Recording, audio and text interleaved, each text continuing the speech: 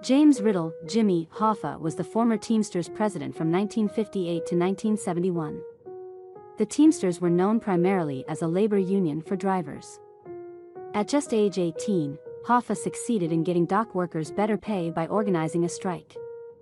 He began organizing for the Teamsters a year later and gradually rose through the ranks.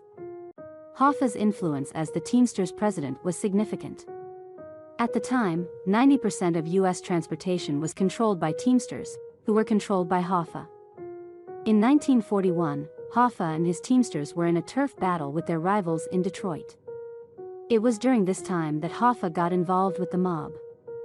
Hoffa hired the mob to get rid of the rivals in the city. Although it worked, Hoffa was essentially owned by the mafia. The mob and Hoffa had a symbiotic relationship in which the mob was able to take loans out of the Teamsters pension fund. These funds funneled into many Las Vegas casinos and, in return, Hoffa and the pension fund got a favorable return on these loans. Despite his connections to the mob, Hoffa was still loved by the Teamsters as he was known for increasing benefits and wages for workers.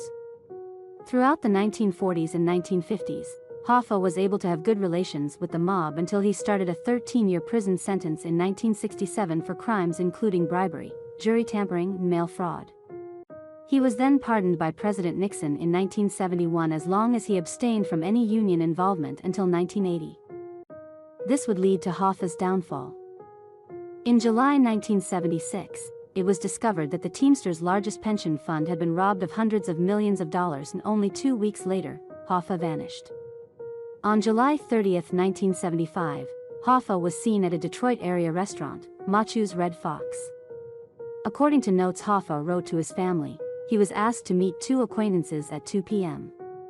The acquaintances were suspects, Anthony Tony Jack Giacalone and Anthony Tony Pro Provenzano, both members of the mob.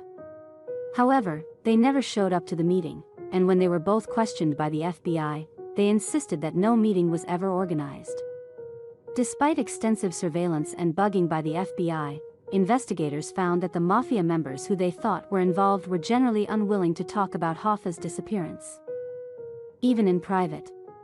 Despite the lack of evidence, there is wide agreement among crime historians and investigators close to the case that Hoffa was murdered by his enemies in the mafia.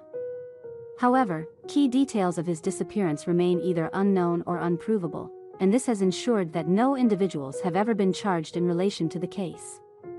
Hoffa's body was never found. Feel free to leave a comment below. Thank you for following. Don't forget to subscribe to the channel to stay updated with hot news every day.